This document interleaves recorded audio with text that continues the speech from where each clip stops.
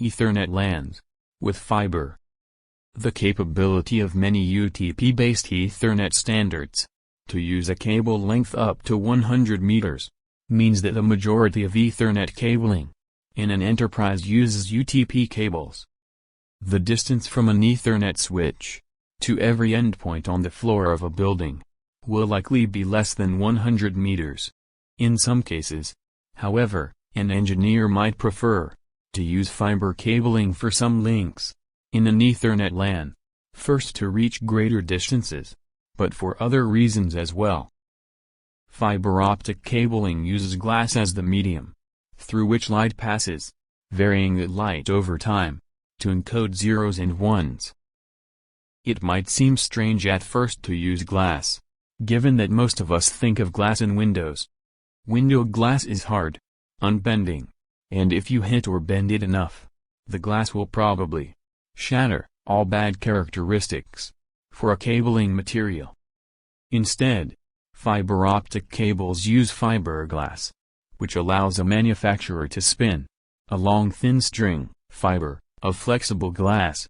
A fiber optic cable holds the fiber in the middle of the cable, allowing the light to pass through the glass, which is a very important attribute for the purposes of sending data. Although sending data through a glass fiber works well, the glass fiber by itself needs some help. The glass could break, so the glass fiber needs some protection and strengthening. The figure below shows a cutout with the components of a fiber cable for perspective. The three outer layers of the cable protect the interior of the cable and make the cables easier to install and manage, while the inner cladding and core work together to create the environment to allow transmission of light over the cable. A light source, called the optical transmitter, shines a light into the core. Light can pass through the core, however, light reflects off the cladding, back into the core.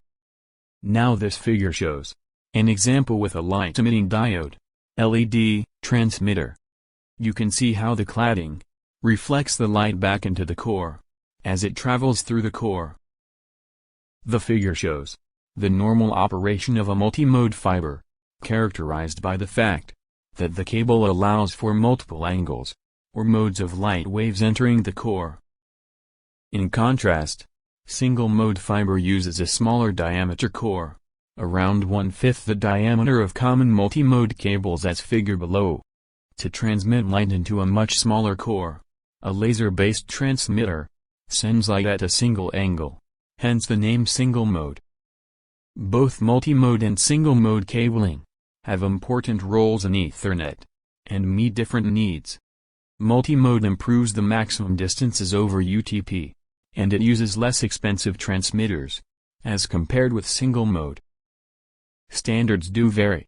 For instance, the standards for 10 gigabit Ethernet over fiber allow for distances up to 400 meters, which would often allow for connection of devices in different buildings in the same office park. Single-mode allows distances into the tens of kilometers, but with slightly more expensive SFP or SFP plus hardware. To transmit between two devices, you need two cables, one for each direction, as shown in figure below. The concept works much like having two electrical circuits with the original UTP Ethernet standards. Note that the transmit port on one device connects to a cable that connects to a receive port on the other device, and vice versa with the other cable.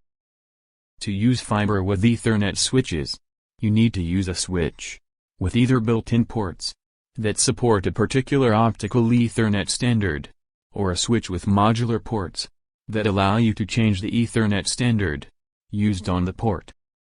In the figure below, which shows a photo of a switch with two SFP plus ports, into which you could insert any of the supported SFP plus modules.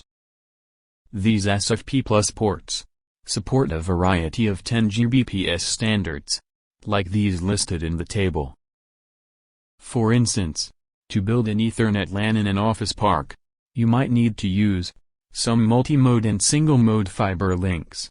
In fact, many office parks might already have fiber cabling installed for the expected future use by the tenants in the buildings. If each building was within a few hundred meters of at least one other building, you could use multi-mode fiber between the buildings and connect switches to create your LAN. Although distance might be the first criterion to consider when thinking about whether to use UTP or fiber cabling, a few other trade-offs exist as well. UTP wins again on cost, because the cost goes up as you move from UTP to multi-mode, and then to single mode, due to the extra cost for the transmitters, like the SFP and SFP Plus modules. UTP has some negatives, however. First, UTP might work poorly in some electrically noisy environments, such as factories, because UTP can be affected by electromagnetic interference. Also, UTP cables emit a faint signal outside the cable, so highly secure networks may choose to use fiber, which does not create similar emissions, to make the network more secure.